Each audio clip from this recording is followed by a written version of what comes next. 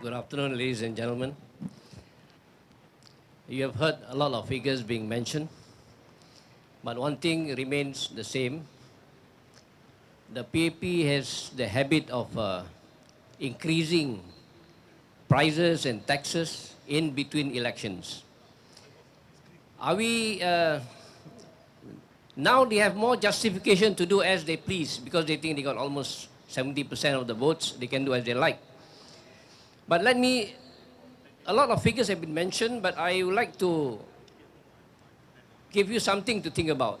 If the justification is based on the last financial year, let me read out to you. You pay attention to the figures I'm giving you. The operating income of the PUB in the last closing year, 1.201.3 billion. Non-operating income is 56.3 million. Total income of the PUB is 1.257.6 billion. All right? Expenses, 1.239.3 billion plus the finance costs. I don't know what it means because they have a lot of money. Why would they want to borrow money and then pay interest? But anyway, the cost is 89.6 million, the finance cost.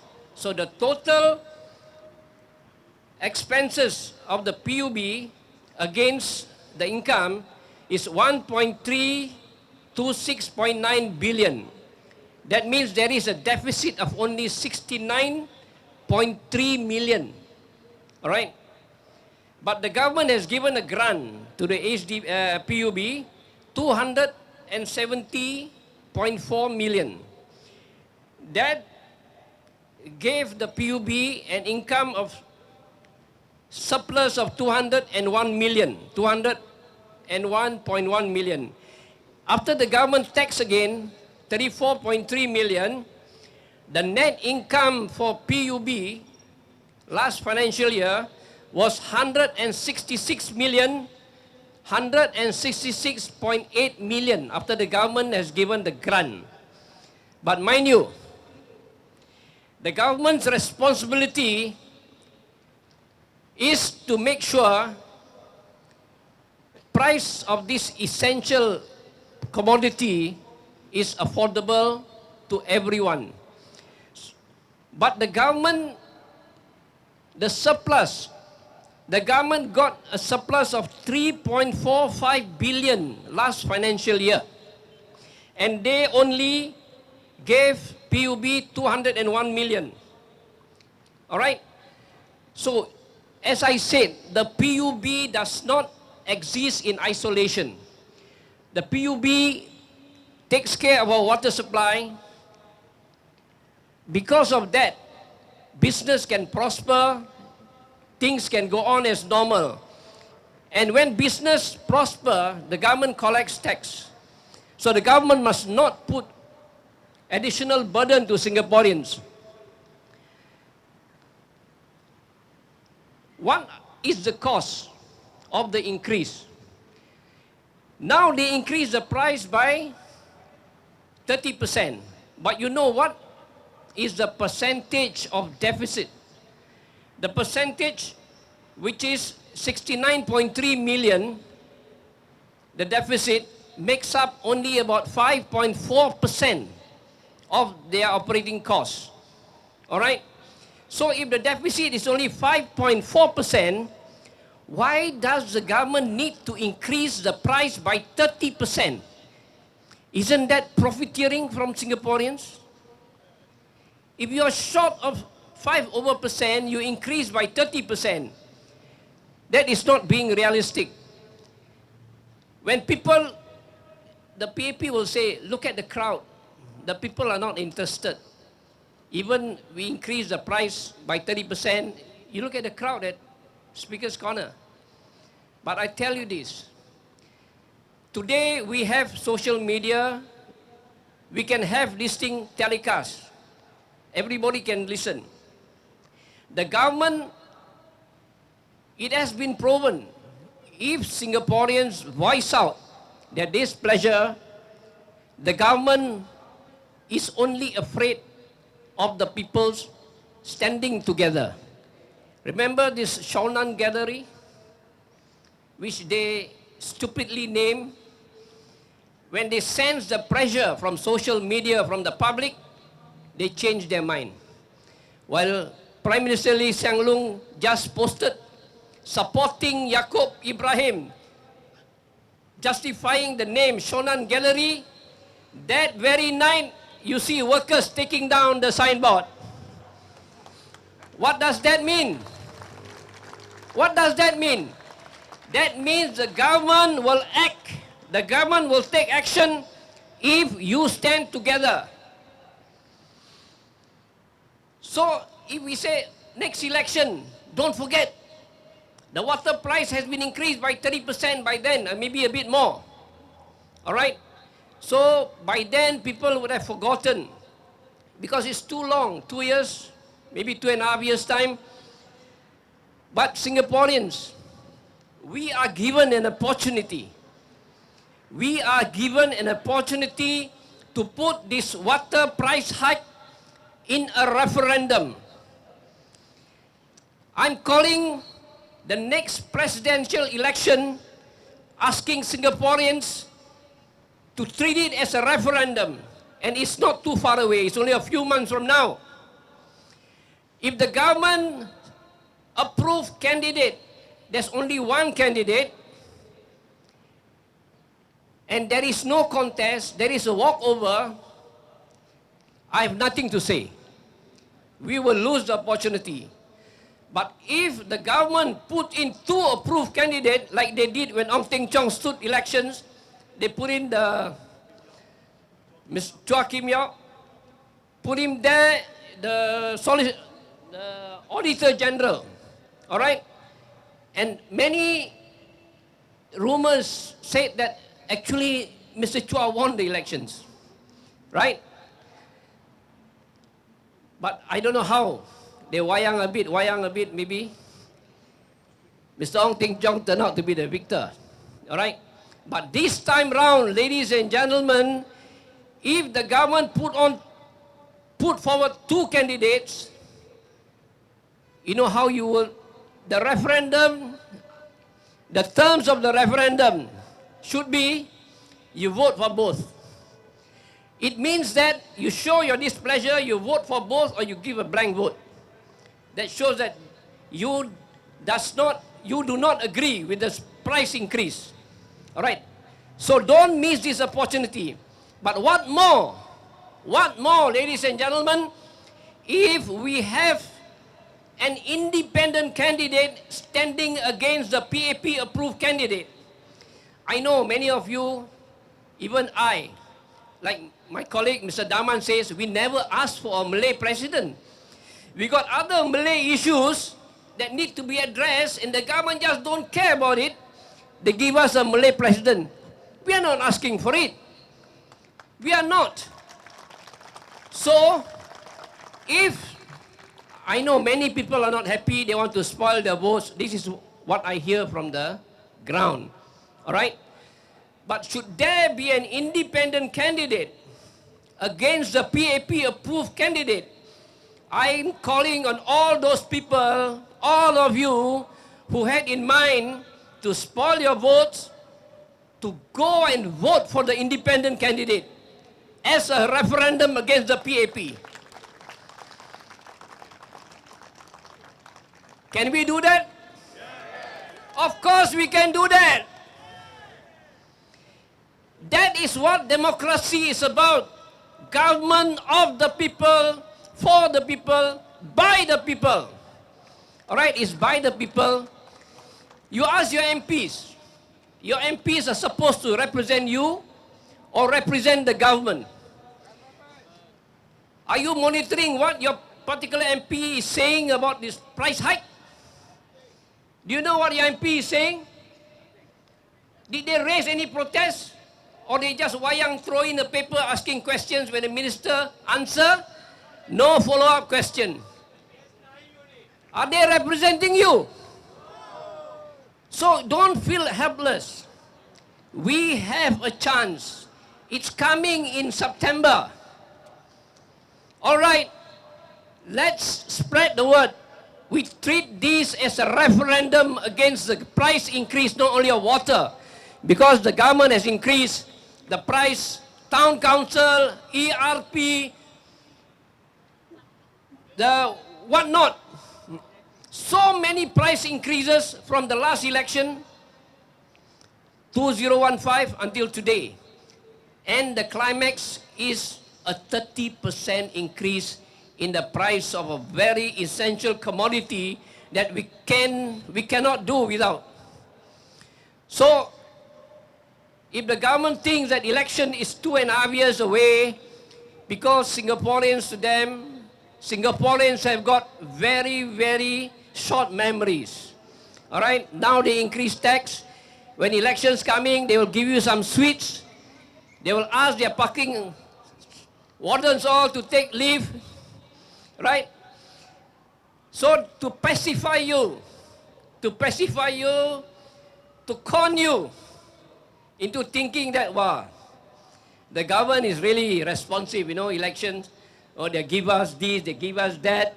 Even if you find, you put your car, you park wrongly or illegally, they can just waive. The government very good, got a lot of good sense. That is 2 to 2.5 years from now. But I'm repeating this and I'm calling on you to spread the word.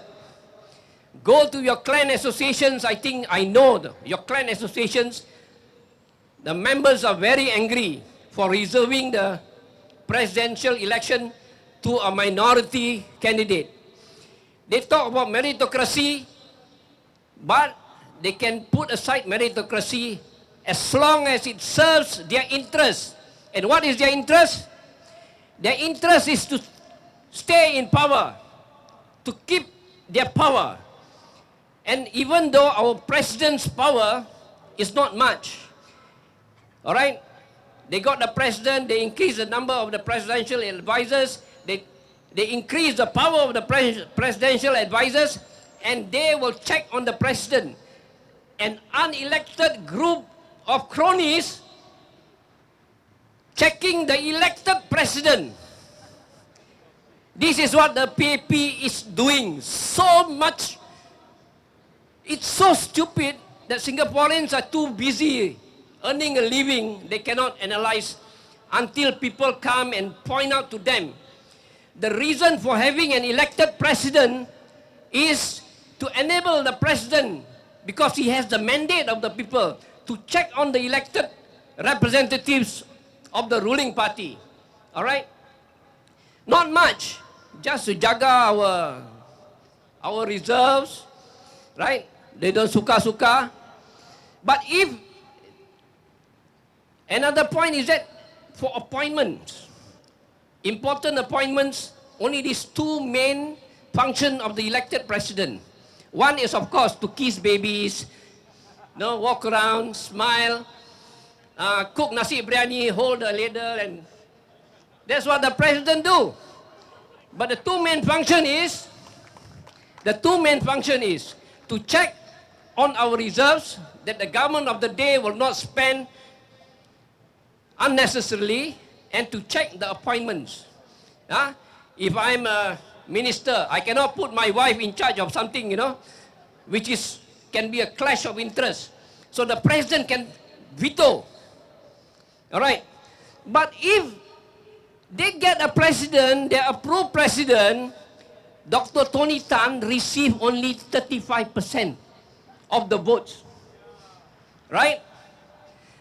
So if you have a president who is from the same party, the same mold, and because the election regulation is you cannot be a member of any political party, the candidate resigned from the party.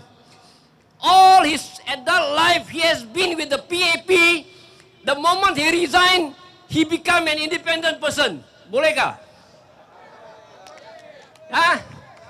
Boleh? Bodoh lah. So what you have to do? These are all the trickeries and all the manipulations by the PAP just to keep their power. They can do what they like. 30% water to the minister who gets $2 million a year is nothing. Nothing, not even a peanut. You know, remember what she said, peanut? The NAKF, peanut. This is not even one peanut. So this is what they want. Singapore prospers and they prosper because it's a Singapore incorporated, like a business setup, right? We make a lot of profit, a lot of surplus. Ministers must get equitable. So, ladies and gentlemen, I've been in this game for almost 40 years. I've watched the PAP from 1979, even before J.R. Ratnam breached the PAP fort in Ensign. All right? So I tell you this. How did the Ensign by-election came about? Because the then sitting MP, Mr. Devan Nair, resigned and became the president. And the seat became vacant. Jeratnam went there to stand in the by-election and he won. All right? So I think this ghost of Ensign will revisit Singapore. If indeed Madam Halimah Yacob is the PAP's candidate, she is a GRC member in Marsiling UT, we will get people to petition the court to call for a by-election. All right? And then, when the ghosts of Ensign come visiting, God willing, 5 of our members will go into parliament. You see the importance of this. So my friends, never be disheartened. Don't say that an ex-PAP MP, because I said in my posting in my Facebook, I said, the water is boiling. In order to bring down the temperature, the government must do a belakang pusing. I said, but this ex-MP, he replied in my posting, he said, PAP tada bikin belakang pusing. The PAP jalan terus. That is a very arrogant statement. So Singaporeans must take up the challenge. If there is a presidential election, and if an independent candidate, by the grace of God, if God sends an independent candidate who is qualified to take on the PAP candidate, you know where to put your vote. Mr. Tan Kin Lian is here. Mr. Tan Jise, Mr. Tan Cheng Bok. We will be approaching all these former candidates to tell them to get their supporters to vote for the independent candidate. Should, by the grace of God, an independent candidate emerges to take on the PAP, then you will see that we have something like a check and balance. Hopefully that fellow, whoever he is, I don't know where he is now, whoever he is, if he's given by the grace of God, he is being urged and he agrees to stand up for election, I hope he will play his role as a checker. Then there will be this is what I call a game changer. Not because the president has got so much power, no. It is psychological. You put in your approved candidate. If the people doesn't allow it, your approved candidate will hit the dust. Okay? This is what democracy is about. Don't you think that the PAP is all powerful? The power is in your hands, my friend. The last election, 2015, is an exception because I believe the main reason is the passing of our first Prime Minister. Because people are so emotionally moved by the demise, and the PAP took advantage of it, right? And they won. Nobody expected the figures to be so high. All right, we expected some GRCs to fall. But this is not anti-PAP. This is pro-people. My stand is pro-people, not anti-PAP.